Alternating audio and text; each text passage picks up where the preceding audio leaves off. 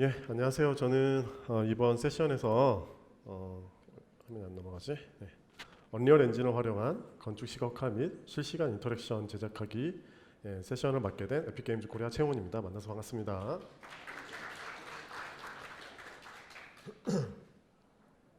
자, 이번 시간에 이제 보실 목차입니다. 네, 보시는 것처럼 뭐 첫 번째는 레빗에서 만든 거를 언리얼 엔진으로 가지고 오는 법에 대해서 좀 소개를 할 거고요. 그 다음에 이제 모델링, 그러니까 레빗에서 만든 걸 가지고 와서 언리얼 엔진에서 사용할 때 메시나 이런 오브젝트들의 뭐 노멀 값이라든지 이런 부분들 분명 이슈가 생길 거거든요. 이런 거를 편집을 어떻게 엔진에서 하는지 이런 거 좀 설명을 드리고, 그 다음에 이제 레빗에서 가져온 목업 데이터가 준비가 됐다면 풀업들이 준비가 됐을 때 이제 배치 작업을 하잖아요. 그래서 배치를 어떤 식으로 엔진에서 하는지, 그래서 배치를 하면 그 배치된 오브젝트들의 머티리얼이라든지 이런 것들을 어떤 식으로 입히고 하는지도 좀 보여드리고요. 그다음에 뭐 라이팅이라든지, 그리고 다 만든 씬에다가 이쁘게 어떻게 더 예쁘게 만들 수 있는지 비주얼 이펙트, 그다음에 트윈모션하고 조금 다른 부분인데 인터랙션 부분 어떤 식으로 하는지에 대해서 좀 살펴보도록 하겠습니다. 자, 그래서 혹시 다들 언리얼 엔진 써보셨나요? 오, 많이 써보셨네요. 엔진 어떠셨어요? 네? 별로예요? 예, 사실 언리얼 엔진이 열어보시면은 알겠지만 저도 많이 쓰고 있긴 하지만 엔진이 가지고 있는 기능이라든지 엔진의 전반적인 이런 내용들을 하나하나 공부를 하다 보면 너무 내용이 방대합니다. 그래서 이거를 다 알려고 하면은 너무 어렵고요. 네, 그래서 이제 뭐 트윈모션 다들 써보셨고 앞에 진열되어 있는 걸 해보셔서 알겠지만 트윈모션은 되게 간략하고 편리하게 하실 수가 있죠. 트윈모션이 렌더러가 이제 언리얼 엔진 기반으로 만들어진 거거든요. 그래서 제가 이렇게 트윈모션을 약간 이렇게 약간 좀 단순하고 간단하지만 귀엽고 예쁜 이런 자동차로라고 좀 비유를 했고요. 그다음에 언리얼 엔진은 이게 트윈모션이라면 언리얼 엔진은 약간 이런 레고 테크닉 같은, 멋지죠? 아닌가요? 약간 이렇게 어쨌든 언리얼 엔진은 이런 식으로 뭔가 좀 복잡하고 뭔가 어려워 보이긴 하지만 사실 살펴보면은 그렇게 어렵지는 않습니다. 이렇게 쓰는 분야에서, 그러니까 예를 들어서 건축 분야에서 쓰는 기능들만 쓰면은 그렇게 어렵지가 않아요. 근데 여기에다가 뭐 인터랙션이라든지 뭐 쉐이더 쪽을 좀 더 커스텀하게 고친다거나 콘텐츠를 좀 더 뭔가 커스텀하게 만들 수가 있어서 좀 더 확장성이 넓고 해볼 수 있는 것들이 아주 많죠. 네, 그런 언리얼 엔진을 좀 알아볼 거고요.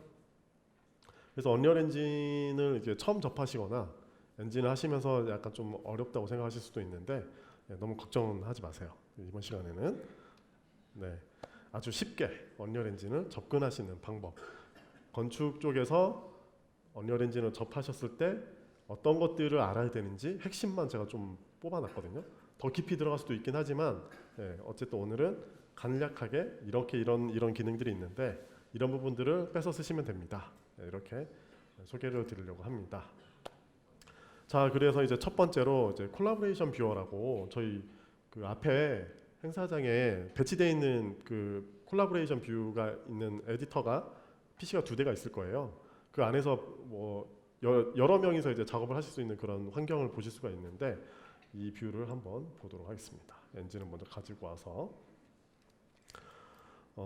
지금 보고 계시는 게 뒤에 가서 좀 설명을 드릴 건데 레빗에서 가져온 데이터예요.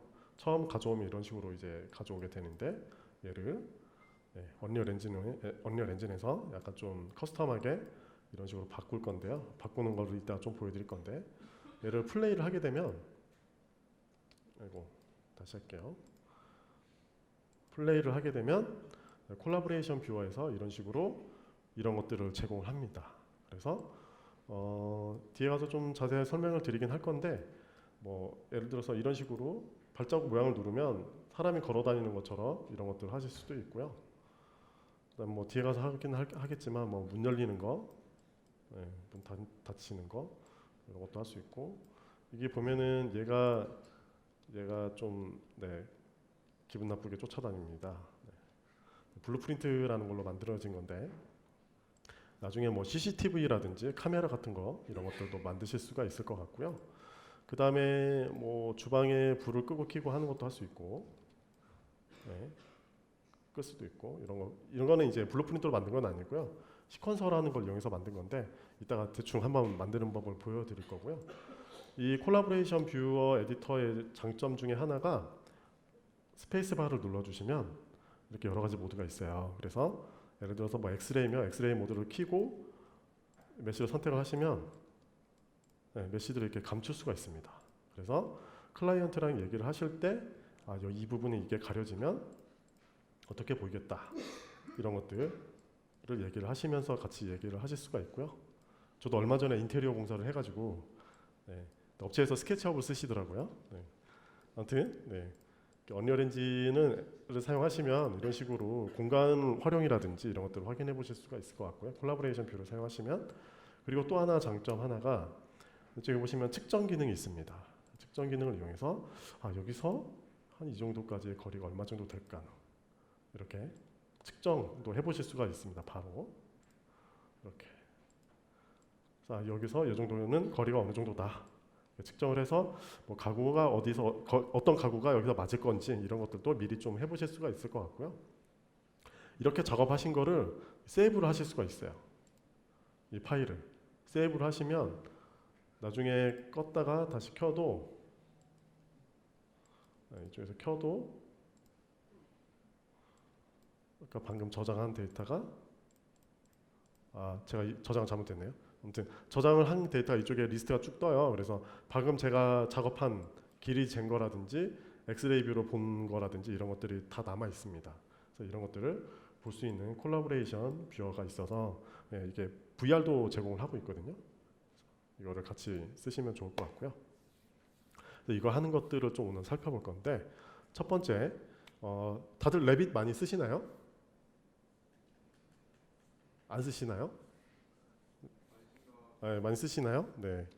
레빗에서 언리얼 엔진으로 가지고 오는 방법에 대해서 좀 설명을 드릴 건데요.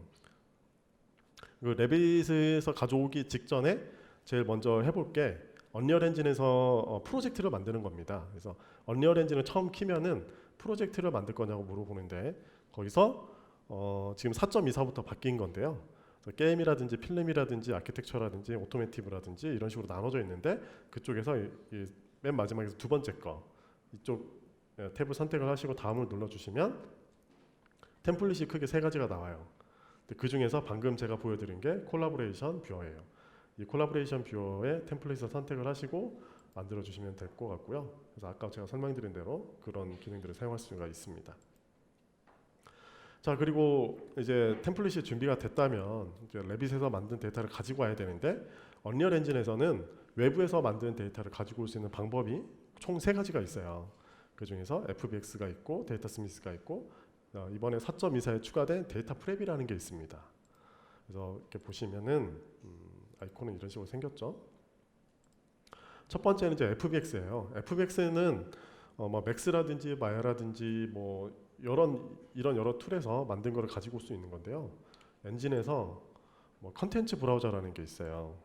여기 보시면 위에 컨텐츠 브라우저라는 게 있는데, 컨텐츠 브라우저에서 자기 폴더를 만들고 여기다가 마우스 오른쪽에 누르시면 이쪽에 임포트하는 버튼이 있습니다. 그러면 여기다가 FBX를 가지고 오실 수가 있어요. 그리고 데이터 스미스라고 해서, 데이터 스미스 혹시 써보신 분들 계신가요? 네네, 데이터 스미스가 아주 편리하죠. 데이터 스미스는 저희 언리얼 엔진에서 만든 에픽게임즈에서 만든 강력한 기능인데요. 여기 바로 보면 아이콘이 있어요. 그래서 데이터 스미스에 선택을 하시면 이게 지원하는 확장자들이 여러 가지가 있습니다. 캐드 데이터도 지원하고 있고, 그 맥스나 이런 데서는 그 익스포터가 따로 제공을 하고 있거든요. 그래서 익스포터로 넘기시면은 데이터 스미스 파일로 가져오는데 신 파일 전체를 다 가지고 와요. 맥스에서 라이트 세팅한다거나 이런 것들, 카메라 세팅한 것들 이런 것들 가지고 오실 수 있는 데이터 스미스가 있습니다. 그리고 중요한 건데 데이터 프랩이라는 게 있습니다. 언리얼 엔진 4.24에서 추가된 건데요. 보통 외부에서 캐드 데이터라든지 이런 것들 가지고 오실 때 데이터 스미스로 기존에 많이 가져왔잖아요. 근데 아시겠지만 이 데이터 스미스를 가져오게 되면 한번 세팅한 값을 처음에 세팅한 것을 그냥 그대로 그냥 들고 와요. 근데 이 부분에 있어서 문제점들이 좀 생기죠. 그래서 보통 대부분의 회사나 이제 뭐 작업하시는 분들이 그 스크립트를 써가지고 파이썬 스크립트를 써서 뭐 이제 뭐 예를 들어서 CAD 데이터에서 이거는 넘어오지 않겠으면 좋겠다 이런 것들을 걸러내시는데, 그래서 이제 한마디로 말해서 이제 중간 작업을 한번 거치시잖아요. 근데 그런 거를 저희 에픽게임즈에서 만들었어요. 이것도 한번 보여드리겠습니다. 컨텐츠 브라우저에서 마우스 오른쪽 키를 눌러주시면 데이터 프랩이라는 탭이 하나 생겼고요. 이거를 선택을 해서 눌러주시면 이렇게 어셋이 하나 생겨요. 그 어셋 안에 들어가 보면 인터페이스는 이런 식으로 생겼고요.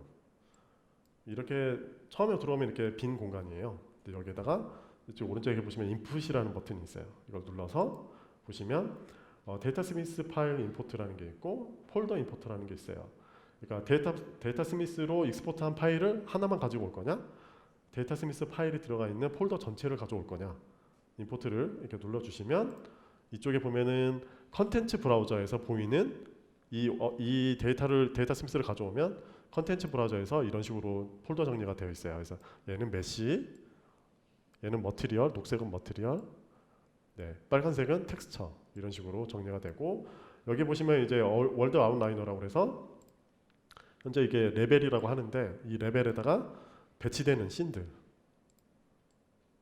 얘네들이겠죠? 얘네들이 레벨에서 어떻게 보일 건지를 보여줍니다.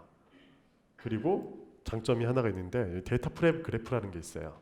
여기서 무슨 일을 하느냐? 자, 레빗에서 가져오게 되면 얘네들은 사실 필요가 없잖아요. 새로 만드는 어셋을 넣는 게 더 퀄리티가 좋잖아요. 이런 것들은 굳이 안 가지고 오고 싶어요. 그럴 때 어떻게 하느냐? 이쪽에 보시면 왼쪽에 여러 가지 탭이 있어요. 여기서 예를 들어서 오브젝트 이름이 있어요. 오브젝트 이름을 가져옵니다. 여기다가 얘 이름이 아마 트리로 돼 있을 거예요. 트리로 되어 있는 애들을 연결을 하고 얘네들을 모두 다 지워버리고 싶다. 밑으로 내려가 보시면 이쪽에 보면 delete 오브젝트라는 게 있습니다. 얘를 드래그 앤 드롭해서 여기다 붙여요. 그러면 이 트리라는 이름을 가진 구조 애들이, 모든 오브젝트들이 한 번에 다 지워져요. 임포트할 때. 그리고 예를 들어서 오브젝트 네임에서 뭐 캐비넷이네요. 캐비넷이라는 오브젝트들을 다 가지고 오는데 얘네들한테 테셀레이션, 그러니까 뭐 면이 너무 적거나 이럴 때 이제 테셀레이션을 추가하잖아요. 테셀레이션 값을 조정하고 싶다. 이런 식으로 세팅을 해서 이런 식으로 이제 뭐 비주얼 스크립트식으로 이런 식으로 만드는 거예요.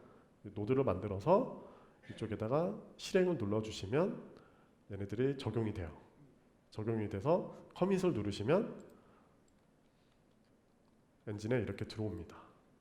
이렇게 이 과정이 생겼어요. 그래서 그러니까 한마디로 말해서 엔진에 그 외부에서 만든 그 컨텐츠를 엔진으로 바로 가져오는 게 아니라 이제 이 데이터 프랩이라는 걸 이용해서 중간에 한번 거쳐서 가져오는 거죠. 이렇게 가져올 수가 있고요. 그리고 뭐 예를 들어서 테셀레이션 같은 경우에는 뭐 이렇게 가지고 왔는데 얘한테는 테셀레이션을 좀 더 추가하고 싶다. 아니면 얘는 테셀레이션이 너무 많아. 그래서 좀 빼고 싶어. 그럴 때는 이 마우스 오른쪽에 눌러보시면 여기 데이터 스미스 쪽에 테셀레이션을 만약에 이렇게 넣었잖아요. 이렇게 넣으면 여기서 탭이 생겨요. 그래서 테셀레이션을 값을 얘만 다시 조정할 수가 있어요. 이런 식으로 해서 가져올 수가 있습니다. 이런 게 생겼어요. 자, 그리고 이런 게 생겼고요. 그리고 이제 레빗에서 언리얼 엔진으로 넘길 때 데이터 스미스 값 데이터로 넘기는데 그 플러그인은 현재 이 경로에 있어요. 이걸 받아서 넘겨오시면 되고, 이 플러그인을 설치를 하시면 레빗에 열어보시면 Add Ins에 가보시면 이 Export 3D View 언리얼 데이터 스미스라는 탭이 활성화가 되어 있을 거예요. 이걸로 데이터 스미스 데이터를 넘기면 됩니다. 그런 넘긴 다음에 여기서 임포트로 데이터 스미스가 있죠. 이 파일을 오픈을 누르고 임포트를 누르면 파일이 들어와요. 이런 파이프라인으로 되어 있습니다. 자, 그러면 이제 데이터 스미스로 이제 레빗에서 데이터 프랩이라는 걸 이용해서 가지고 왔어요. 가지고 오면은 바로 목업은 바로 쓸 수가 있지만 예를 들어서 어떤 오브젝트들이 막 노멀이 뒤집힌다거나 뭐 이런 이슈들이 생기는데 그런 것들을 좀 편집을 해봐야 되잖아요.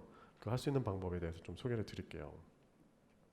얘는 가져왔다고 가정을 하고 얘를 한번 열어볼까요?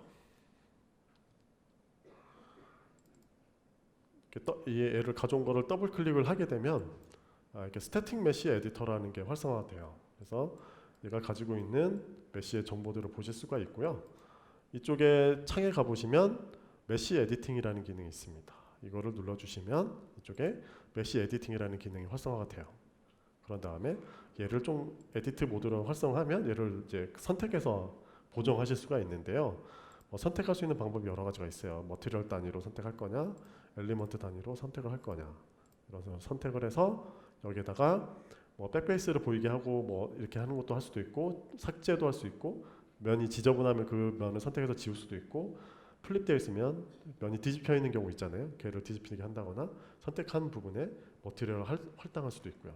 노멀 값을 지저분하면 노멀 값을 통일을 한다거나 이런 것들을 여기서 편집을 하실 수가 있습니다. 그래서 여기서 편집을 하실 수가 있어요. 자, 그 다음에 이제 딥피처라는 기능이 있는데요. 딥피처가 뭐냐면은 제가 샘플러 데이터를 하나 가지고 왔는데 한번 보여드릴게요. 예를 들어서 뭐 CAD 데이터를 가지고 오다 보니까 데이터들이 복잡하잖아요. 그렇죠? 복잡한 데이터를 가져왔는데 이런 식으로 막 이렇게 구멍이 뚫려 있어요. 구멍이 뚫려 있는 메시들이 있고 얘는 지금 제가 단순하게 해서 가져왔는데 되게 복잡한 데이터들이 있잖아요. 이런 데이터들을 다 일일이 가져오면은 너무 무겁죠, 폴리곤이. 그래서 이런 것들을 구멍을 메꿔주는 기능이 있습니다. 여기서 메시 에디팅 아까 기능에서 딥피처링이라는 걸 선택을 하시고 뭐 뒤에 숨겨져 있는 거 구멍을 메꿀 거냐 아니면 관통되어 있는 구멍을 메꿀 거냐 세팅하는 부분이 있는데요. 이 부분을 세팅을 하고 진행을 하게 되면 구멍을 자동으로 이렇게 메꿔줘요. 네, 이런 것들 기능도 제공을 하고 있습니다. 자, 그 다음에 이제 재키팅이라는 기능이 있는데요. 이 재키팅은 뭐냐면은 예를 들어서 이렇게 그 개념을 먼저 설명을 드릴 건데 컨텐츠 브라우저에 가지고 오는 이런 모든 오브젝트들은 언리얼 엔진에서는 어셋이라고 해요. 근데 이 어셋을 드래그 앤 드랍을 해서 이 레벨에 배치하면 이 배치된 순간 얘는 레벨이라고 합니다. 그래서 어셋과 레벨이라는 개념이 있다는 거 헷갈리지 마시고요. 어쨌든 그렇게 레벨에다가 오브젝트들을 배치를 하다 보면 막 이렇게 생겨요. 근데 보시는 것처럼 제가 세탁기 안에다가 빨래를 많이 넣어놨어요. 보이시나요? 네, 있으면 안 되는 것도 있긴 하지만 네, 이렇게 빨래들이 많이 있어서 가려져 있어요. 그러니까 한마디로 말해서 오브젝트들 뒤에 막 뭐가 숨겨져 있어요. 네, 배치를 하다 보면 막 가려지는 것들 있죠. 걔네들을 한 번에 지워질 수 있는 기능이 있습니다. 재키팅이라는 건데 해당 오브젝트들 선택을 하고 마우스 오른쪽 눌러주시면 재키팅이라는 기능이 있어요. 그래서 이거 선택을 눌러주시고 얘를 현재 보시면 액션 레벨이라고 있어서 써 있는데 얘가 지금 레벨에 있는 이 오브젝트들만 진행하게 할 거냐 메시, 그러니까 이 스태틱 메시에 저장된 메시에 적용하게 할 거냐 그리고 레벨에다 할 거를 어떻게 액션 타입을 어떤 걸 할 거냐 뭐 감출 거냐 레이어로 나눌 거냐 지울 거냐 이렇게 세팅이 있습니다. 그래서 저는 지우겠다 하면은 이렇게 감춰져 있는 것들을 다 지워버립니다. 네, 감탄사가 안 나오네. 되게 이게 힘든 기술인데 아무튼 이게 이런 식으로 약간 검출해서 이렇게 숨겨져 있는 애들을 재키팅을 할 수가 있습니다. 그래서 재키팅을 하실 때는 뭐 이런 식으로 선택을 하셔가지고 이 안에 있는 것들을 한꺼번에 선택하고 재키팅을 하시면 숨겨져 있는 오브젝트들을 다 지울 수가 있어요. 자, 그리고 UV 작업, 그러니까 스태틱 메시를 뭐 맥스나 마야 같은 데서 만드시면 UV 작업을 해서 가지고 오시는데 뭐 CAD 데이터에서 가져오면 UV 작업이 안 되는 경우들이 많잖아요. UV 작업을 엔진에서 할 수 있냐고 많이 물어보시는데 UV 작업을 할 수 있습니다. 크게 두 가지가 있어요. 그 중에서 첫 번째가 뭐냐면은 컨텐츠 브라우저에서 예를 들어서 스태틱 메시를 하나 열어보죠. 얘를 열고 창에 가보시면 제너레이트 UV라는 게 있습니다. 제너레이트 UV라는 걸 선택을 하시면 이쪽 밑에 제너레이트 UV라는 옵션이 생겨요. 그리고 쇼 기즈모를 눌러주시면 기즈모가 이렇게 나오고요. 지금 머티리얼이 적용이 안 돼 있어서 흰색이라서 잘 안 보이는데 얘를 뭐 이런 식으로 바꿔볼까요? 네, 바꿔보면 지금 타일링 되는 게 보이죠? 얘를 박스 형태로 할 거냐, 실린더 형태로 할 거냐. 그래서 스페이스바를 누르면 이렇게 기즈모를 컨트롤 하실 수가 있고요. 로테이션에서 UV 채널을 뭐 0번으로 바꾸고 핏을 예를 들어서 얘가 UV가 크다 그러면 이렇게 컸다 그러면 핏을 누르시면 오브젝트에 맞게 핏이 되고 얘를 UV 타일링을 좀 조절하실 수가 있어요. X나 Y 좌표로 조절하고 어플라이 누르면 바뀌죠. 이런 식으로 간단한 오브젝트들에 대한 UV 작업을 하실 수가 있습니다. 이런 것들이 있고요. 그 다음에 언리얼 엔진 4.24에 추가된 기능인데 이렇게 엔진에서 작업을 하다 보면 욕심이 좀 나기 시작하죠. 그래서 혹시 엔진에서 모델링을 할 수 없나요? 라고 물어보시는 분들이 계세요. 네, 할 수 있습니다. 저희 4.24에 추가된 기능인데 플러그인에 보시면 기능이 있어요. 세팅에서 플러그인에서 이쪽에서 메시라고 검색해 보시면 예, 메시 에디터하고 메시 모델링 툴셋이 있습니다. 요거를 키시면 이게 활성화가 돼요. 모델링 툴이. 이쪽으로 가셔서 보시면 이게 메뉴가 마야처럼 비슷하게 생겼죠. 네, 이런 식으로 생겼는데 프리미티브로 하시면 이렇게 보시는 것처럼 박스라든지 뭐 실린더라든지 뭐 이런 오브젝트들을 만드실 수도 있고요. 그 다음에 폴리곤을 눌러주시면 폴리곤을 이렇게 모델링해서 만들 수 있어요. 네, 짱이죠? 이런 것들도 할 수가 있고요. 이게 지금 그리드 스냅을 키시면 정확하게 소수점에 맞춰서 0점에 딱딱 맞춰서 사이즈에 맞게끔 만들 수가 있어요. 그래서 나중에 목업 작업 하실 때 이걸 이용해서 간편하게 만드실 수가 있는 거죠. 뭐 이걸 이용해서 뭐 스컬핑도 이렇게 하실 수가 있고요. 얘를 테셀레이션 넣어가지고 뭐 작업도 하실 수가 있고요. 그 다음에 뭐 오브젝트 뭐 편집을 하실 수도 있고 다이나믹 테셀레이션 같은 거 넣어서 이렇게 오브젝트 변형을 막 할 수가 있어요. 이렇게. 네. 나무 같은 거 만드실 때 그냥 이거로 이렇게 만드시면 돼요. 네. 이런 식으로 모델링 툴도 제공을 하고 있고요. 얘를 매핑도 할 수 있습니다. 아까 제가 그 UV 작업할 수 있는 툴이 있다고 그랬죠? 또 하나 더 있다고 그랬죠? 바로 여기 있어요. 유틸리티에 UV 프로젝션이 있어요. 여기서 UV 작업을 할 수가 있어요. 뭐 예를 들어서 체커라면 체커로 보고 UV 작업을 하실 수가 있습니다. 현재 이거 만들고 있는 기능이고요. 이런 기능들이 있다. 네, 라고 좀 알아두시면 좋을 것 같습니다. 자, 그리고 이제 이렇게 오브젝트가 준비가 됐으면 배치를 해야 되겠죠? 네, 배치를 하는데 언리얼 엔진에서는 배치할 수 있는 방법들이 되게 많습니다. 지금 여기에 있는 거 말고도 되게 많이 있는데 가장 기본적인 것들 아마 돌아가셔서 쓸 수 있는 것들에 대해서 좀 보여드릴 건데요. 엔진에서 제공하는 기본적인 배치 툴이 있고 그 다음에 뭐 폴리지 툴을 이용해서 배치하는 방법, 그 다음에 블루프린트를 이용하는 방법 그래서 한번 보여드리도록 하겠습니다. 일단 먼저 기본적으로 배치하는 방법은 얘를 끄고 예를 들어서 얘를 지워보죠. 지우고 컨텐츠 브라우저에 이렇게 돌아가서 예를 들어서 제가 방금 쇼파를 지웠는데 이렇게 컨텐츠가 준비가 되어 있으면 컨텐츠 어셋을 선택을 하고 드래그 앤 드롭을 해서 레벨을 그냥 이렇게 배치하면 돼요. 이렇게.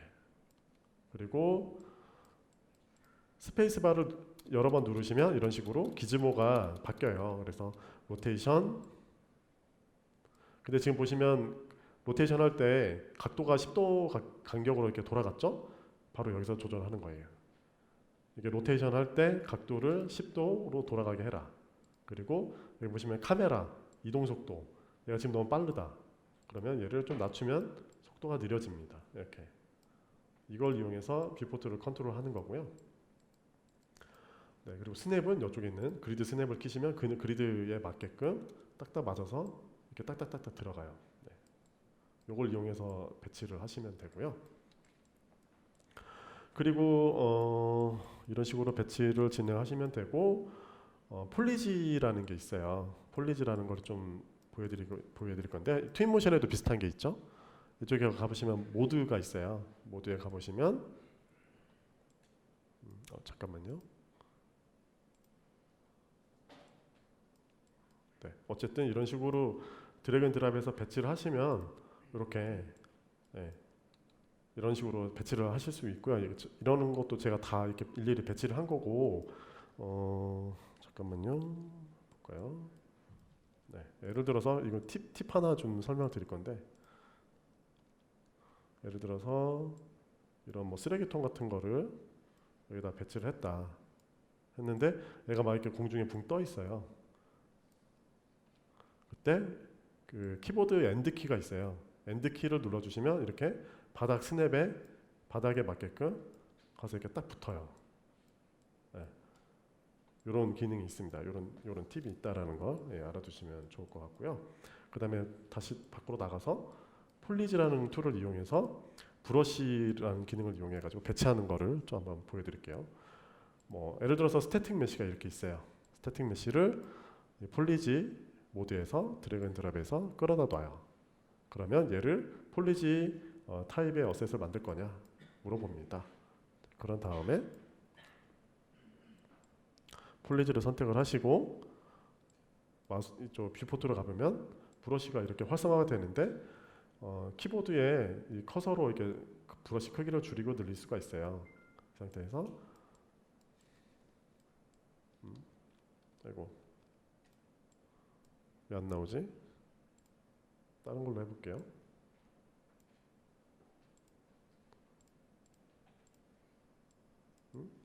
왜 안 나오지? 네, 되네요. 네. 자, 밑으로 가보시면 얘를 덴시티 값을 세팅할 수가 있어요. 이 덴시티 값으로 이 반경 안에 들어오는 것 중에 얼마 정도를 배치를 할 거냐 세팅할 수가 있는데 이거를 드래그 이렇게 브러쉬로 하면 이렇게 배치되는 걸 볼 수가 있죠. 그래서 이걸로 나중에 뭐 폴리지라든지 풀이라든지 이런 것들도 배치를 하실 수가 있습니다. 그래서 이런 폴리지 툴이 있고요. 그 다음으로 이제 블루프린트라는 걸 이용해서 배치할 수 있는 기능이 있는데요. 이 블루프린트를 이용해서 한번 배치하는 걸 보여드리도록 하겠습니다. 자, 예를 들어서 식탁이 있어요. 식탁을 지우고 거실 쪽에서 테이블을 일단 하나 놓고 여기에다가 이제 의자를 나란히 이렇게 놓는다고 생각을 해보죠. 그러면 블루프린트에 가보시면 지금 제가 사용하고 있는 이 블루프린트는 저희 그 런처에 가보시면 학습 탭에 컨텐츠 이그젠플이라는 샘플이 있어요. 그 샘플을 열어보시면 이 이름과 똑같이 블루프린트가 있습니다. 그걸 가져다가 쓰실 수가 있거든요. 그 중에서 레디얼 어레이라는 거를 드래그 앤 드랍해서 레벨에 배치를 하고요. 그 다음에 거실에 예를 들어서 이 의자를 여기다 넣고 싶다. 드래그 앤 드랍을 해서 이쪽에다 디테일 패널에 오브젝트에 넣어요. 그러면 의자가 이렇게 배치가 되죠. 얘를 크기가 작으니까 좀 키우고 레디어스를 조절하시면 의자의 폭이라든지 그 폭을 이렇게 넓이를 조절하실 수가 있고 의자의 숫자를 이렇게 조정할 수가 있어요. 그래서 만약에 대형 테이블에 동그란 원반형 테이블에 뭐 이런 식탁을 만든다거나 하실 때 이런 걸 이용하시면 좀 더 편리하게 만드실 수가 있고요. 의자의 방향이라든지 이런 것도 다 로테이션 할 수 있어요. 이런 블루프린트를 학습 탭에서 받아보실 수가 있고요. 그리고 밖으로 나가서 블루프린트 가져온 것 중에 보면은 펜스라는 게 있어요. 펜스라는 게 있는데 얘를 드래그 앤 드랍해서 레벨에 배치해 보시면 펜스가 배치가 되고 여기 보면 엔드 포인트라는 게 있어요. 엔드 포인트라는 기준으로 선택해서 드래그 앤 드랍을 하시면 이렇게 펜스가 자동으로 생성이 됩니다. 이동할 때도 이렇게 따라다녀요. 예, 참 쉽죠? 여기서 지금 메시가 만들어져 있는 거는 여기 보시면 디테일 패널에 역시 마찬가지로 이렇게 생긴 메시를 만들고 있는 거예요. 근데 얘를 예를 들어서 이런 애로 바꾸고 싶다. 그러면 얘도 마찬가지로 드래그 앤 드랍해서 여기다 넣으면 이런 식으로 바뀝니다. 그래서 얘 간격을 아이고, 이런 식으로 늘리면 그거에 맞춰서 배치가 돼요. 이렇게 이런 식으로 해서 펜스라는 거를 쉽게 만드실 수가 있어요. 그리고 여기 보시면 랜덤 메시라는 게 있는데요. 이 랜덤 메시라는 걸 이용해서 그 나무 같은 것들 이런 식으로 배치를 할 수가 있는데요. 원래 이렇게 나무가 적용이 되어 있지 않는데 제가 넣어놓은 건데 지우기로 해서 없애고 예를 들어서 트리로 해서 이렇게 나무 예를 들어서 이렇게 넣었어요. 그러면 디테일 패널에 보시면 이 오브젝트 넘버를 늘리고 줄이고 하실 수도 있고요. 늘리고 줄이고 하실 수도 있고 이 레디어스 값도 줄이고 늘리고 하실 수도 있어요. 이런 식으로 배치된 게 이제 이런 나무들이거든요. 그래서 얘를 Alt 키를 눌러서 이렇게 드래그 앤 드랍을 하시면 카피 앤 페스트가 돼요. 그래서 이런 식으로 카피 앤 페스트를 해서 배치를 할 수가 있습니다. 그래서 이렇게 블루프린트를 이용해서 레벨에다가 배치를 쉽게 편리하게 하실 수가 있습니다. 이런 방법이 있고요. 그 다음에 이제 머티리얼이라는 게 있는데 트윈모션에도 있죠. 머티리얼이 이렇게 프리셋으로 쭉 있는데 그걸 가져다가 이렇게 써서 이렇게 배치를 하시긴 하잖아요.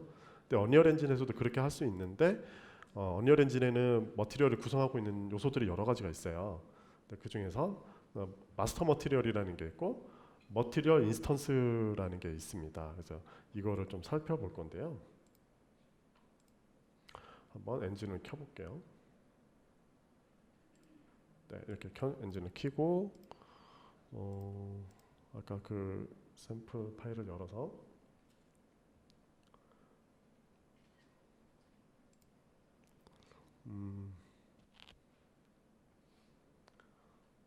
조금만 기다려주세요. 네, 이렇게 열렸네요. 그래서 머티리얼 같은 경우는 마스터 머티리얼이라는 게 있고 이쪽에 보시면 그 다음에 머티리얼 인스턴스라는 게 두 가지가 있는데요. 이 머티리얼이라는 걸 만들면은 머티리얼 에디터라는 게 떠요. 그래서 여기서 색깔이라든지 컬러 값이라든지 그 다음에 그 스페큘러라든지 러프니스라든지 이런 값들을 조절하고 이런 것들을 만드실 수도 있고요. 그렇게 만든 머티리얼을 인스턴스 머티리얼을 만들어서 컨트롤도 좀 더 편리하게 하실 수도 있습니다. 그래서 예를 들어서 거실이면은 이렇게 만든 머티리얼을 드래그 앤 드랍해서 이렇게 바로 적용하실 수도 있어요. 이렇게 하실 수도 있고 가까이 가보면 질감이 살아있는 게 보이죠? 네. 이렇게 하실 수도 있고 바닥 같은 경우에는 대리석 같은 거 제가 만들었는데 깔아서 이렇게 하실 수도 있고요. 예를 들어서 얘가 만약에 UV가 문제가 있다면 아까 그 UV 툴로 프로젝션으로 바꿔서 조절하실 수도 있어요. 네. 그렇게 하실 수도 있고요. 아무튼 그런 식으로 하실 수 있고 이거를 더블 클릭을 해보면 이 텍스처 정보도 보실 수가 있고요. 이 머티리얼 정보들을 보실 수가 있고요. 이 머티리얼에서 머티리얼의 이런 지금 러프니스 값이나 이런 것들을 조절해서 밋밋하게 만들 수도 있고 이렇게 반사를 만드실 수도 있고 이런 것들을 하실 수가 있습니다. 그리고 UV 좌표 값도 이런 식으로 늘리고 줄이고 하는 것도 머티리얼에서 하실 수가 있어요. 그래서 이걸 이용해서 약간 좀 커스텀한 작업들도 하실 수가 있고요. 그래서 마스터 머티리얼이라는 걸 하나 만들어서 머티리얼 인스턴스를 만들면 이런 것들을 하실 수 있다. 그리고 텍스처도 자기가 원하는 대로 적용해서 넣을 수도 있고요. 이렇게 하실 수 있다. 네, 이런 게 있습니다. 그래서 사실 머티리얼이라는 거는 좀 깊이 들어가면은 할 수 있는 것들이 너무 많은데 여기서 다 설명을 드리고 알려드리기에는 너무 양이 많아요. 그래서 오늘은 여기까지 하는 것만 알려드리고요. 그 다음에 이제 라이트가 있는데요. 그 언리얼 엔진에서 라이팅은 종류가 여러 가지가 있는데 디렉셔널 라이트, 그 다음에 포인트 라이트, 그 다음에 스포트 라이트, 렉트 라이트, 스카이 라이트, 그 다음에 4.24에 추가된 HD 드라이, HDRI 백드롭이라는 게 있습니다. 그리고 이 라이트들은 선택해서 디테일 패널에 가보시면 모빌리티라는 게 있는데, 모빌리티에는 스태틱하고 스테이셔너리하고 무버블이라는 게 있어요. 약간 좀 어렵죠? 이걸 좀 간단하게 좀 설명을 드리자면, 엔진에서 모드에 가보시면 배치에서 라이트가 있습니다. 라이트가 제가 방금 설명드린 대로 라이트가 종류가 여러 가지가 있는데, 보통 햇빛, 주광이 되는 라이트를 디렉셔널 라이트를 많이 써요. 얘를 배치를 하시고 햇빛이 되는 라이트를 이런 식으로 만드실 텐데, 자 보시면 특이한 점이 하나 있죠. 이게 뭐라고 써 있죠? 여기가 더 잘 보이네. 여기 뭐라고 써 있나요? 네. 영어를 못 읽으시나요 혹시? 네. 프리뷰라고 써 있죠. 네. 바로 이게 무슨 말이냐? 방금 지금 그리고 있는 이 그림자는 제 프리뷰 상태다. 네. 지금 완벽한 그림자 상태가 아니고 프리뷰 상태입니다. 그게 왜 그러냐? 이 라이트를 선택을 하시고 디테일 패널에 가보시면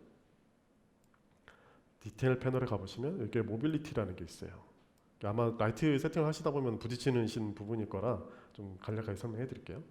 보시면 스태틱이 있고 스테이셔너리가 있고 무버블이 있습니다. 자 보시면 무버블일 때는 그림자 그 프리뷰라는 메시지가 안 나오죠. 네.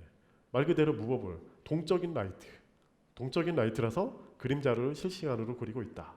그렇기 때문에 그림자가 지금 보시는 것처럼 실시간으로 그리고 있기 때문에 프리뷰 상태가 아닌 거예요. 얘는 동적인 상황에서 대비가 되어 있습니다. 그래서 얘를 라이트로 조정을 해도 그림자가 움직여도 상관이 없어요. 근데 단점이 있죠. 글로벌 일루미네이션, 그러니까 GI를 만들지를 못합니다. 네. 그런 단점이 있지만 동적인 거에 반응할 수가 있어요. 나중에 뭐 시뮬레이션 같은 걸 만든다거나 건물 막 올라가고 이런 것들 만든다거나 이런 거 하실 때는 무버블 라이트로 쓰시면 되고요. 그 다음에 이제 스태틱이라고 있는데, 이 스태틱은 말 그대로 정적인 라이트예요. 움직이지 않는 라이트. 대신에 얘는 GI를 만들 수가 있습니다. 그래서 스태틱 라이트로 선택을 하고 빌드를 눌러서 라이트 빌드를 하시게 되면, 지금 제가 라이트 얘를 켜서 그런데 라이트가 두 개라서 그런데 라이트 디테일 모드를 보시면 누르스름하죠. 얘네들이 다 GI가 이제 포톤이 나와서 이렇게 베이크를 한 거예요. GI를 이런 식으로 만들어서 만든 거죠. 근데 이거를 하실 때 이 스태틱 라이트를 사용하시면 돼요. 그리고 옆에 보시면 스테이셔너리 라이트라는 게 있습니다. 얘는 뭐냐면 얘 두 개를 합쳐 놓은 거예요. 스태틱하고 무버블.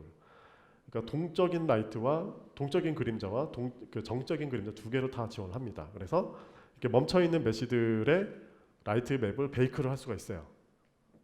그리고 이어서 인터랙션 가능한 오브젝트를 움직이는 오브젝트들한테도 라이트를 비칠 수가 있습니다. 이 두 가지가 있어요. 그래서 크게 이 세 가지의 차이점이 있는데 이걸 알아두시면 좋을 것 같고요. 그리고 저희 언리얼 엔진 라이트 시스템에는 IS 라이트 프로파일도 제공을 하고 있어요. 그래서 제가 여기다도 적용을 해놨는데, 제가 사실 인테리어를 잘 모르지만 해봤는데 렉트라이트라는 걸 이용해서 이런 식으로 배치를 했고요. 제가 디테일 패널에 가보시면 소스 텍스처라는 부분이 있는데 여기에서 IS 프로파일을 적용할 수가 있습니다. 이런 식으로 바로바로 적용이 되죠. 들어가는 게 보이죠? 이런 식으로 IS 프로파일을 적용할 수가 있고요. 그래서 제가 앞에서 좀 간단하게 설명을 드렸는데 정확히 알아두시면 돼요. 라이트를 표현하는 데 방법이 크게 두 가지가 있다.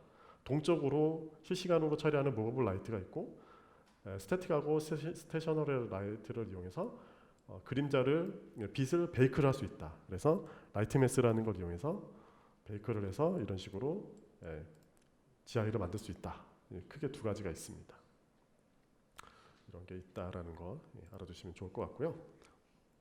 그 다음으로 또 하나가 HDRI 백드롭이라는 게 있는데요. 4.24에서 추가된 건데, 이 HDRI에서 나오는 환경 라이트 값을 적용해서 쓸 수 있는 겁니다. 그래서 밖으로 나가서 보시게 되면 이쪽 모두의 라이트에 보시면 HDRI 백드롭이라는 게 있어요. 얘를 드래그 앤 드랍해서 레벨에 배치하시면 이런 식으로 생깁니다. 그래서 보시면 이렇게 되어 있는 게 보이죠? 얘한테 스카이라이트라든지 이런 것도 다 컨트롤할 수가 있거든요. 컴포넌트로 들어가 있어서 이런 게 있다. 알아두시면 좋을 것 같고요. 자, 그 다음에 이제 비주얼 이펙트 쪽으로 넘어갈 건데요. 이런 식으로 이렇게 씬을 꾸몄어요. 네, 꾸몄는데 그냥 이대로 그냥 쓰게 되면 너무 쌩하잖아요. 마치 화장을 안 한 듯한 쌩얼 같은 느낌으로. 근데 여기다가 좀 더 예쁘게 표현하기 위해서 비주얼 이펙트라는 걸 적용해서 후처리를 합니다. 그래서 씬을 좀 더 아름답고 풍부한 색감과 예쁘게 만들 수 있는 것들을 할 수가 있어요. 네, 이런 것들을 하는 거를 하는데 굉장히 많은 기능들이 있는데 그 중에서 몇 가지만 좀 보여드리겠습니다. 이쪽 건축 쪽에서 많이 쓰실 것 같은 것들만 좀 가져왔는데요. 이 먼저 비주얼 이펙트를 사용하시려면 볼륨이라는 걸 만들어야 돼요. 볼륨이라는 걸 만들어야 되는데 이거를 한번 보여드릴게요. 지금 이게 빌드가 깨져서 자, 한번 다시 불러와 볼게요. 볼륨이라는 걸 배치를 해서 사용하는데 어떻게 하느냐? 개념은 간단합니다. 보시는 것처럼 이런 볼륨이라는 게 있는데 이 볼륨 안에 들어오면은 후처리가 되고 볼륨에서 나가면 후처리가 안 돼요. 근데 볼륨에 들어오지 않아도 후처리 이펙트가 적용이 되게끔도 할 수 있어요. 근데 이 볼륨은 어디서 배치를 하느냐? 이쪽에 보시면 모드에 볼륨이라는 게 있고요. 여기서 포스트 프로세스 볼륨이라는 게 있어요. 얘를 드래그 앤 드랍해서 레벨에 배치할 수 있고요. 배치한 거를 방 크기라든지 건물 크기에 맞춰서 이런 식으로 크기를 맞춥니다. 맞춰서 만들 수가 있고요. 얘를 좀 더 커스텀하게 만들고 싶다. 예를 들어서 뭐 여기에 방이 이만큼 있을 수 있고 방이 여기 이만큼 더 있을 수 있고 이쪽에 튀어나온 것도 있을 수 있잖아요. 그런 거를 컨트롤 하실 때는 여기 저희가 보시면 지오메트리 편집이라는 게 있어요. 얘를 누르시면 얘를 컨트롤 할 수가 있어요. 이렇게 돌출도 시킬 수가 있고요. 이렇게 하면 돌출이 되죠. 그래서 방들을 확장할 수 있고 2층 집으로 올라갈 수도 있습니다. 네, 이렇게 하고 편집으로 눌러서 올라갈 수 있고 돌출을 눌러서 이렇게 이런 식으로 볼륨을 만들 수가 있어요. 이 볼륨 안에 들어가면 이펙트가 적용되게끔 할 수 있는 건데요. 제가 미리 만들어 놨는데 한번 보여드릴게요. 예를 들어서 이 건물 안에 이 건물 실내 안이죠. 이 실내 안에 이 볼륨 안에 들어가면 이펙트가 나오게끔 만든 건데요.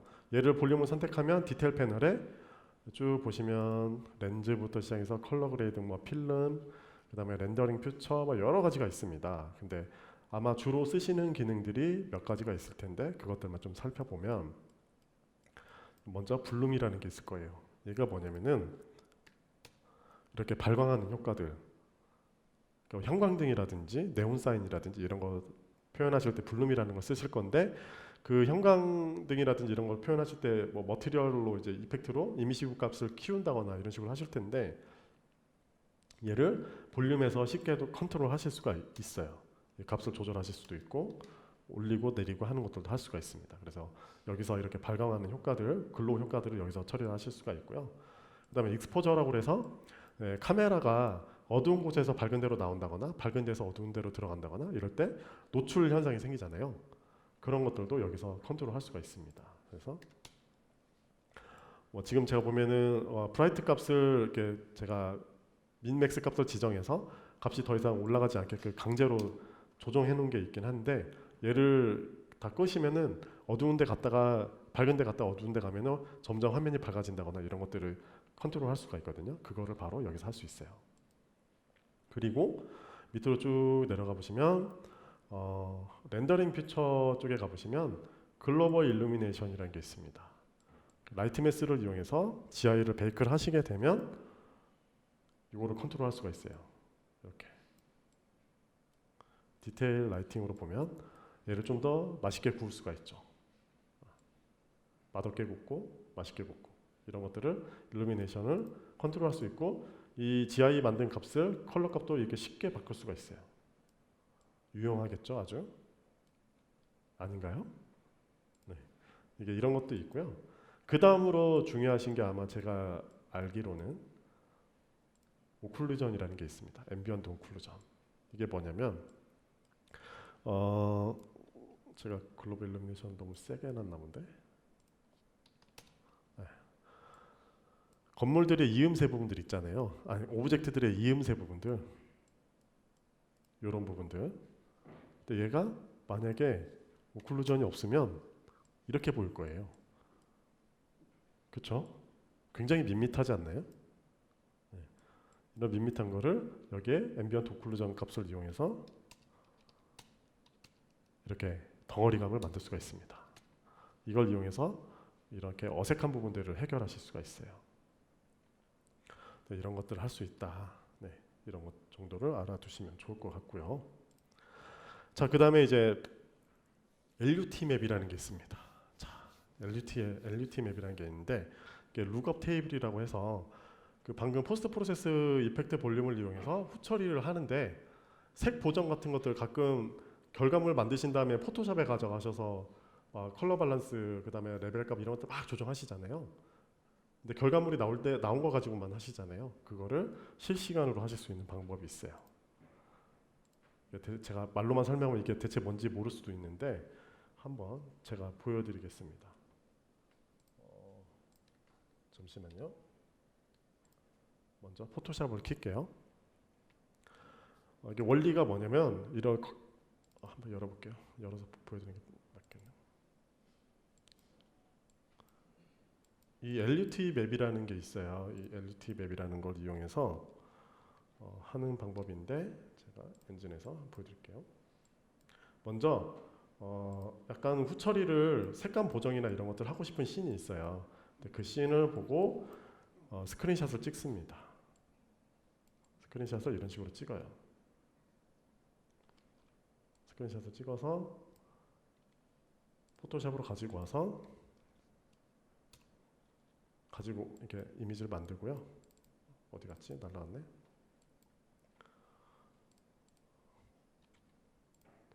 네, 제가 방금 찍은 샷이죠. 여기다가 이 LUT 텍스처를 위에다 올리고 위에다가 이펙트를 넣어줍니다. 예를 들어서 세츄레이션 값이라든지 이런 것들을 조정을 해요.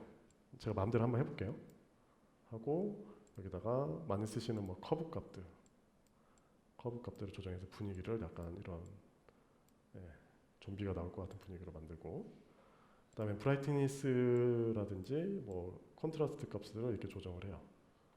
이런 이펙트들을 막 넣을 수가 있거든요. 컬러 밸런스 넣어서 이런 식으로 분위기를 만듭니다. 그러면 이렇게 만든 분위기를 엔진에 바로 적용할 수가 있어요. 얘를 선택을 해서 저장을 하고 저장을 한번 해볼게요. 텍스처에다가 건물라고 넣습니다. 그래서 엔진에 와서 컨텐츠 브라우저에서 방금 만든 거를 제가 가져와 볼게요. 텍스처를 임포트를 해요. 언리얼 빌드에서 텍스처에서 건물이라는 걸 제가 방금 만들었는데 얘를 사용하려면은 더블 클릭해서 텍스처 에디터를 열어가지고요. 밑에서 월드에서 컬러 룩업 테이블이라는 걸 선택을 해주시면 됩니다. 적용하고 얘를 어디다 넣느냐? 아까 방금 포스트 프로세스 볼륨 만들었잖아요. 그거를 선택을 하면은 이쪽에 보면 쭉 올라가 보시면 컬러 그레이딩이라는 부분이 있어요. 그쪽에 MISC라는 게 있고 그걸 좀 더 확장해서 보면 컬러 그레이딩이라는 LUT 맵이라는 걸 적용할 수 있는 데가 있습니다. 얘에다가 방금 만든 거를 넣어요. 그러면 포토샵에서는 단면으로 보던 거를 바로 그냥 이렇게 볼 수가 있어요. 느낌을 만들 수가 있습니다. 그래서 이 볼륨 밖으로 나가면 효과가 없어지고 볼륨 들어가면 효과가 나와요. 근데 얘가 스크린샷에서 적용이 되지만 뭐 시네마틱 그 시퀀서에서 시네마틱 같은 걸 만들면 이게 영상에도 그냥 적용이 돼요. 얘는 없고 얘한테는 적용이 되는데 이 플레이를 누르면서 한번 보여드릴까요? 얘를 껐다 켰다 할 수 있어요. 네, 동적으로 보실 수가 있습니다.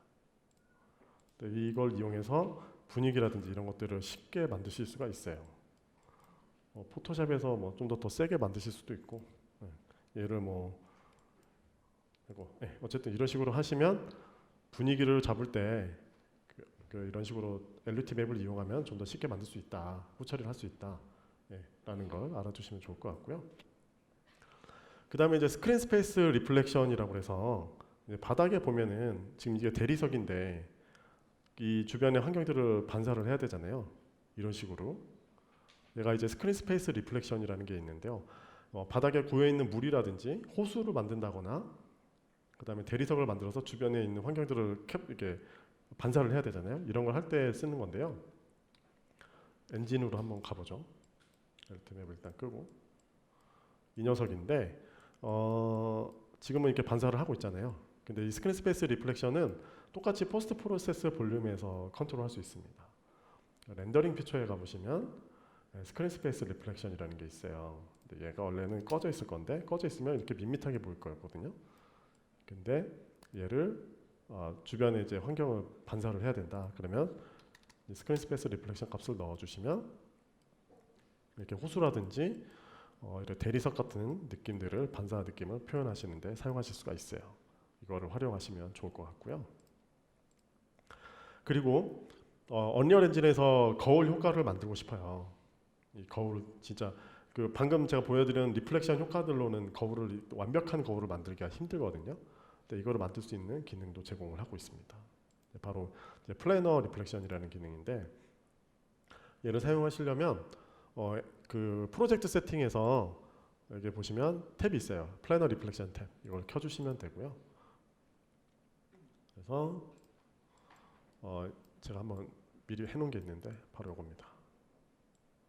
1대1로 그대로 바로 반사를 하죠. 네.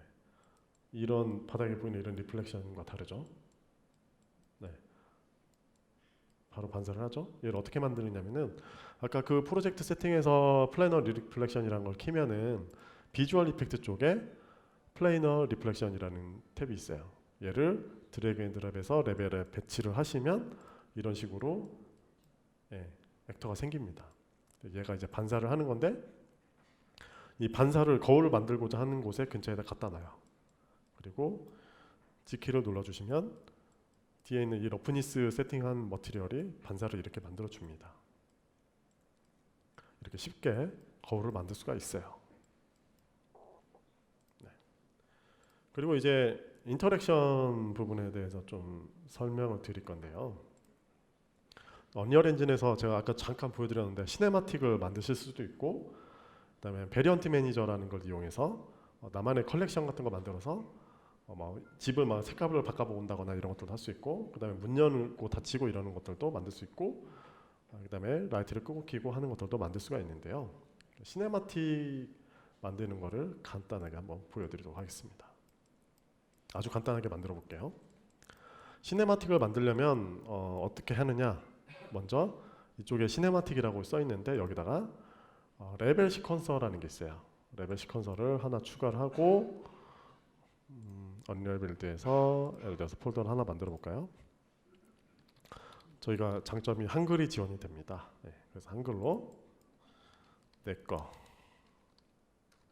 01 해서 만들면 이런 식으로 시퀀서 샷이 만들어지고요. 레벨 시퀀서가 만들어지고 얘를 드래그해서 가져오면 이렇게 생기고요. 약간 이런 여기에다가 시퀀서 에디터가 이제 활성화가 되는 걸 보실 수가 있는데요. 여기다가 예를 들어서 카메라를 하나 배치를 해볼게요. 시네마틱에 가보면 모드에서 카메라가 있어요. 카메라 액터를 드래그 앤 드랍해서 레벨에 배치합니다. 그래서 이렇게 배치를 하고 얘를 쭉 늘려서 이렇게 놔볼게요. 얘를 이제 카메라를 이 트랙에다가 한번 넣어볼게요. 이쪽에 보면 트랙이라는 녹색 버튼이 있는데 여기다 액터를 시퀀스로 해서 눌러주시면 방금 선택한 카메라가 선택이 돼요. 그리고 카메라를 선택을 해서 이 버튼을 클릭해 주시면 이 카메라가 지금 어떻게 보여지고 있는지를 볼 수가 있습니다. 그래서 이 카메라를 볼 수가 있고 이 상태에서 작업을 하실 수도 있고요. 그 다음에 얘를 한번 움직여 볼게요. 얘를 움직일 때는 이 카메라 트랙에서 트랜스폼해서 움직여야 되겠죠. 그래서 1번, 0번에다가 이 플러스 버튼을 누르면 키를 넣을 수가 있거든요. 조금 다가가면 이런 식으로 다가가는 애니메이션 한번 만들어 볼게요. 그러면 애니메이션이 이렇게 되는 걸 볼 수가 있죠. 플레이를 눌러보면 이런 식으로 이런 식으로 되는 거예요. 그래서 이런 식으로 레벨 시퀀서라는 샷을 이런 식으로 여러 가지를 만들면, 제가 샷을 여러 개 만들어 놓은 게 있거든요. 이런 식으로 방금 이런 식으로 만들어 놨는데, 이 샷들을 여러 개 만든 거를 마스터 시퀀서라는 게 있어요. 이 마스터 시퀀서라는 걸 만들면은 방금 만들어 놓은 그 샷들 있죠. 그 샷들을 컨텐츠 브라우저에서 드래그 앤 드랍해서 가져올 수가 있어요. 그거를 가져올 수 있는데, 가져와서 드래그 앤 드랍해서 배치를 하고 거기다 페이드 트랙 같은 걸 넣으면 지금 보시는 것처럼 이렇게 화면이 이렇게 점점 밝아지면서 이렇게 해지는 씬 같은 거, 그리고 점점 어두워지고, 이런 것들을 씬을 만들 수가 있습니다. 이렇게 시퀀서라는 걸 이용해서 만들 수가 있고요. 자, 그리고 이제 베리언트 매니저라는 게 있는데요. 이 베리언트 매니저라는 게 뭐냐면은, 한번 이것도 보여드릴게요. 예를 들어서 이렇게 완성된 씬이 있어요. 근데 여기에다가 이 쇼파의 색깔을 바꿔준다거나 쇼파를 바꾼다거나 해서 여러 가지 컬렉션을 쭉쭉쭉 만들어가지고 고객한테 보여준다거나 클라이언트한테 보여준다거나 이런 것들을 하시잖아요. 그런 것들을 할 수 있는 기능인데요. 먼저 컨텐츠 브라우저에서 만들 수 있는 어셋인데요. 마우스 오른쪽 키를 눌러주시면 기타에 레벨 베리언트 셋이라는 게 있어요. 얘를 선택을 해주시면 베리언트 셋이 하나 생성이 되고요. 그 다음에 얘를 더블 클릭을 해서 열어보시면 에디터가 하나 나옵니다. 그 상태에서 베리언트 셋을 하나 만들어 볼게요. 그러면 베리언트 첫 번째 베리언트 셋 하나 만들고, 두 번째 베리언트 셋 하나 만들었어요. 그래서 첫 번째 걸 선택을 하시고, 예를 들어서 얘랑 그리고 바닥이랑 이런 걸 바꾸고 싶다. 는 얘를 선택을 하고 마우스 오른쪽에 눌러주시면 Add Select Actor라는 옵션이 뜹니다. 그래서 얘를 적용을 여기다 넣을 거냐 물어봅니다. 그리고 두 번째 베리언트를 선택을 해서 얘도 마찬가지로 여기다가 넣습니다. 그러면 이렇게 적용이 돼요. 그 상태에서 어떻게 하느냐? 두 번째 거를 선택해서 얘를 좀 다른 옵션으로, 다른 느낌으로 바꾸고 싶다. 선택을 해서 이거 보시면 빨간색 버튼이 있어요. 이게 녹화하는 거거든요. 녹화 버튼을 누르고 예를 들어서 얘의 머티리얼 값을 다른 걸로 요걸로 바꿨어요.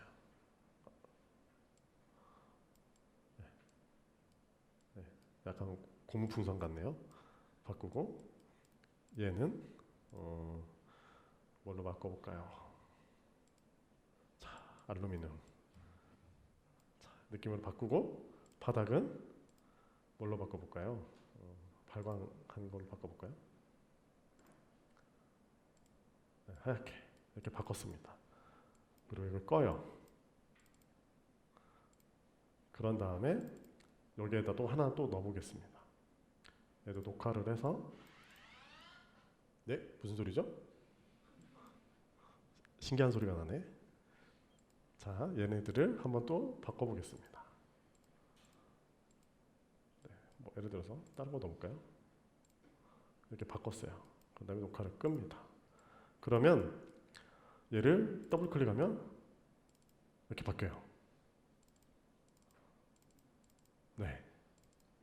그래서 이 베리언트 매니저 이 어셋을 여러 개를 쭉 만들어 놓으면 본인들이 만들어 있는 포트폴리오라든지 뭐 그 옵션에 따라서 이 옵션을 넣게 되면 얘가 바뀌고 어떤 게 바뀐다, 커튼이 바뀐다, 이런 것들을 셋을 만들어 놓을 수가 있는 거예요. 셋을 만들어서 이런 색깔일 때 어떻습니까? 뭐 이런 것들을 제안해 볼 수도 있고, 이런 것들을 쉽게 보실 수가 있는 거죠. 이런 베리언트 매니저라는 거를 제공을 하고 있습니다. 이 기능을 사용하시면 될 것 같고요. 그 다음으로 이제 시퀀서를 이용해서 문이 열리고 닫히는 거를 한번 만들어 볼 건데요. 사실 문이 열리고 닫히는 기능은 이쪽에 여기서 해볼까요? 여기서 한번 해볼게요. 문이 열리고 닫히고 하는 거는 구현할 수 있는 방법이 프로그래밍적으로 구현할 수 있는 방법이 있고요. 그 다음에 블루프린트라는 걸 이용해서 만들 수 있고, 그 다음에 시퀀서라는 걸 이용해서 만들 수가 있습니다. 근데 가장 쉬운 방법이 시퀀서로 만드는 거예요. 시퀀서로 이 문이 이렇게 열리고 닫히고 하는 것들을 한번 만들어 보겠습니다. 네, 그 전에 한 가지 좀 팁을 드리자면, 예를 들어서 지금 얘는 피봇이 딱 문이 열리고 닫히기 좋게끔 만들어져 있는데요. 예를 들어서 얘처럼 피봇이 이쪽으로 바꿔야 된다.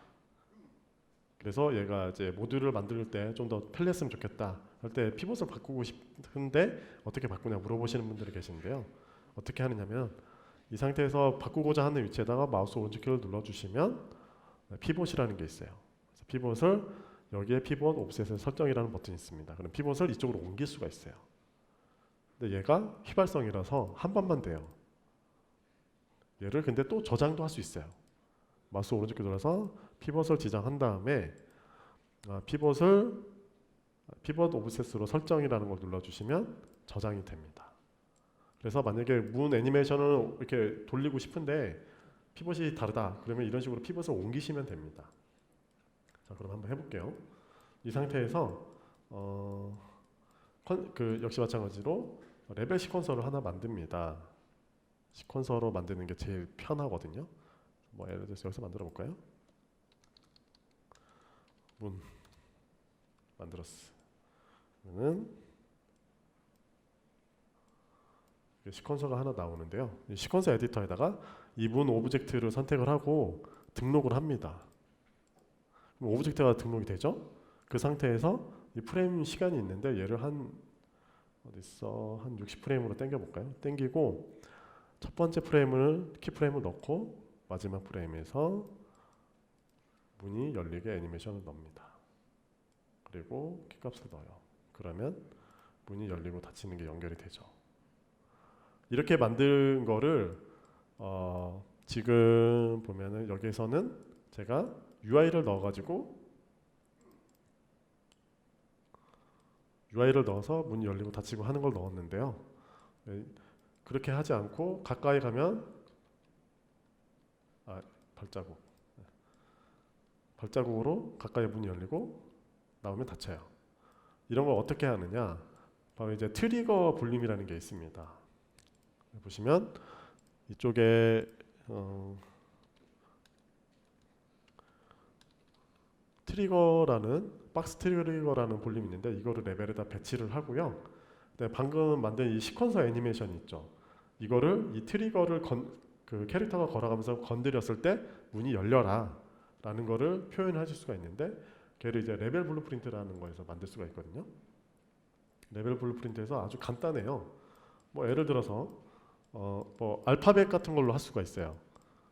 그래서 뭐 키보드 F를 눌렀을 때 방금 이 시퀀서 있죠. 시퀀서를 선택하고 여기다가 이 시퀀서를 누른 다음에 F를 누르면 이 플레이 애니메이션이 플레이 되라 하게 하면 되거든요.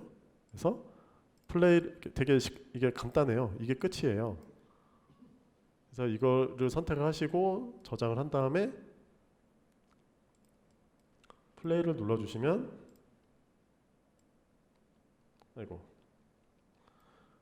F를 누르니까 문이 열리죠. 이런 식으로 인터랙션을 만드실 수가 있습니다. 블루프린트로. 아주 간단하죠. 블루프린트가 어려운 게 아니에요. 이런 식으로 간단하게 만들 수 있습니다. 자, 그리고 이제 뭐 라이트 끄고 켜는 것도 만들 수가 있는데요. 이거는 좀 더 시퀀서를 응용해서 만든 건데요. 시퀀서를 얘를 더블 클릭해서 열어보면 한번 볼까요? 얘는 이제 라이트까지 컨트롤하는 거예요. 라이트를 선택을 해보시면 얘 렉트 라이트인데 렉트 라이트에 보면 인텐시티 값이라는 게 있어요.